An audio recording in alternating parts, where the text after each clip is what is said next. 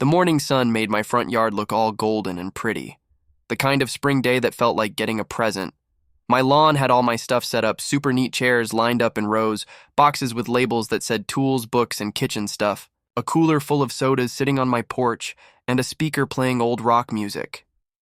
Bright signs I put up around the neighborhood 2 days before showed people where my yard sale was one last big sale, before I moved to a new town.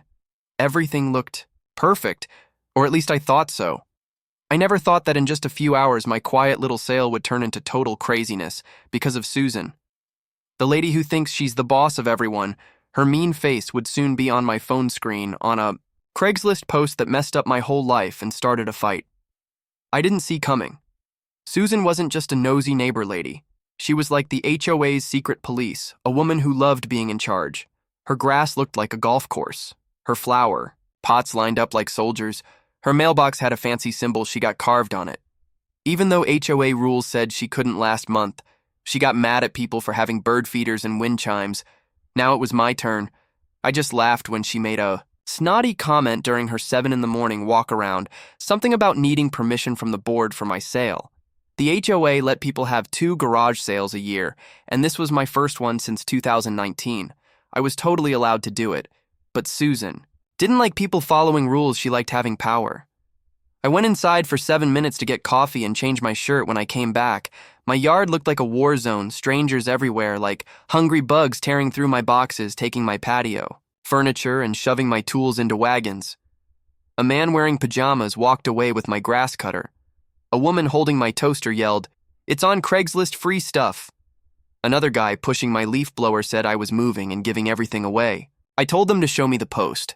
There was a big color picture of my yard, my real address, and a big headline that said, "Everything must go free yard sale." At the bottom, like she was making fun of me, was Susan's selfie, the same one from last month's HOA newsletter. The picture was named Susan R. JPEG. She didn't even try to hide that she did it. I yelled for everyone to stop, but it was too late. Half my tools were gone, my coolers were empty, my speaker disappeared.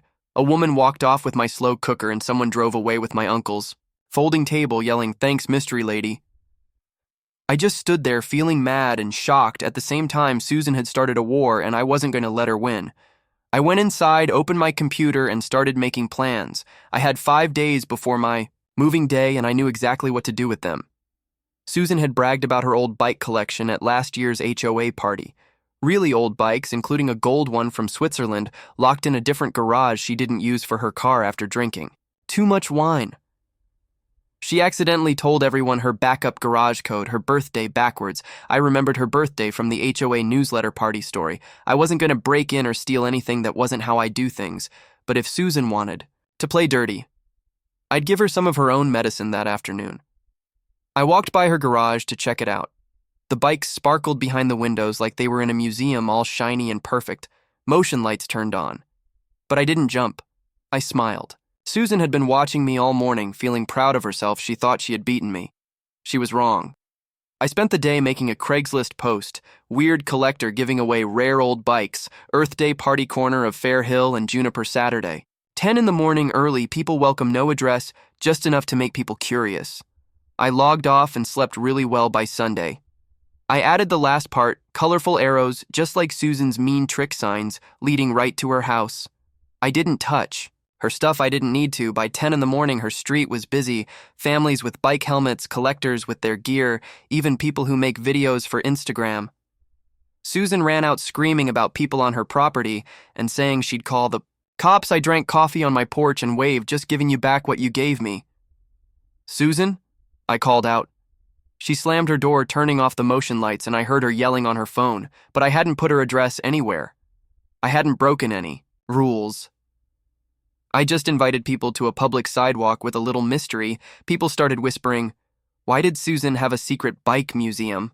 Why was she getting so upset about kids looking through a window?" Susan tried to get back at me by complaining to the HOA, but I'd already sent them her Craigslist post with her selfie on it. The HOA was tired of her acting up, and people started thinking she was crazy, but I wasn't finished. Susan didn't just love being in control. She thought it was the most important thing. Her bikes weren't just bikes, they were really expensive.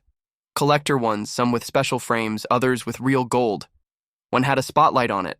Like art, she once bragged, they cost more than her first house. She never rode them. She just looked at them, polished them, and obsessed over them at last summer's ice cream party. She bragged about her smart garage system and its backup code, her birthday backwards. That information was my secret weapon I didn't need to touch. Her bikes, I needed to mess with her reputation. Phase 2 was a Facebook post about a spring cleanup party. Donate swap recycle, I mentioned rare old bikes seen nearby. No pictures, just a little hint. The neighborhood got interested by Thursday people. Jogging, we're talking about a gold bike worth $10,000. Susan's mean posts flooded the group. Private property isn't for public looking, but she didn't say my name, she couldn't not. With the HOA looking at my complaint, I printed flyers for the event and put one in her mailbox, knowing the words vintage bike sighting would make her go crazy. Friday night, I posted another Craigslist ad. Community bike swap, possible collector bikes, sidewalk display near Fairhill and Juniper, no lies. No details, just enough to bring a crowd Saturday morning. They came, people browsing, collectors, curious neighbors. Susan's corner became a big show by 10:30. She lost it, running out in workout clothes, holding a clipboard and yelling at people to leave. A teenager pointed out he was just on the sidewalk. A woman laughed. "Isn't this the bike event?" Susan turned purple, then came back waving security cameras she'd unscrewed from her porch. "I have you all on video!" she screamed when she stepped on a neighbor's lawn to yell at a kid. Someone called the police, not her. Someone watching. I stayed calm, showing the officers her original post. One laughed, "Lady, maybe stop using Craigslist." Susan slammed her door so hard her mailbox symbol shook. She was losing it, and I hadn't even used my final plan. The neighborhood was full of gossip, gold bike clipboard, crazy lady. Susan's HOA power was falling apart. She'd always been someone people feared and got annoyed with, hand-delivering tickets for lawn gnomes and birthday banners, but her fake ad and freakout pushed the board too far at an emergency meeting with the room packed. The president read a long list of her bad behavior. The Craigslist trick, mean posts threatening a child. Susan interrupted, claiming she was the victim, but someone in the crowd laughed and she shut up vote to take away all her HOA jobs past 14-1. She walked out mumbling about people being mean to her, her red jacket a dying symbol of her lost power. Days later, I noticed a beat-up car watching my house. I recognized the driver, Susan's nephew, her private detective. I walked up to him taking pictures. He mumbled about a delivery app and ran away. Then came a silly letter from a sketchy law office, saying I was bothering her and flying drones. My lawyer sent a one-page reply, and Susan got quiet, but not for long. She filed a restraining order saying I'd waged a war of terror at the court. Hearing she showed up in a dramatic coat and sunglasses. Limping like she was hurt with a binder full of blurry screenshots, my lawyer showed her ad timestamps and neighbor statements.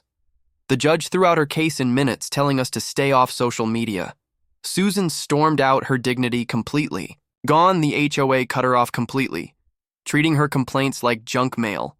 A delivery truck dropped a bike box at her house, making the group chat joke about fake bikes. Susan dragged it inside, knowing people were watching, but said nothing. She'd gone into silent anger mode. Her patrols and posts were gone. The neighborhood moved on, kids drawing chalk art without being scared, neighbors being friendlier. I was asked to join the HOA's new social committee because of my sense of humor. I kept a t-shirt from the barbecue that said free stuff unless Susan says so as a keepsake, but I had one last move, not to be mean, just to finish things. Susan thought she'd embarrassed me, but she'd only shown everyone what she really was. Her obsession with being in control had cost her everything.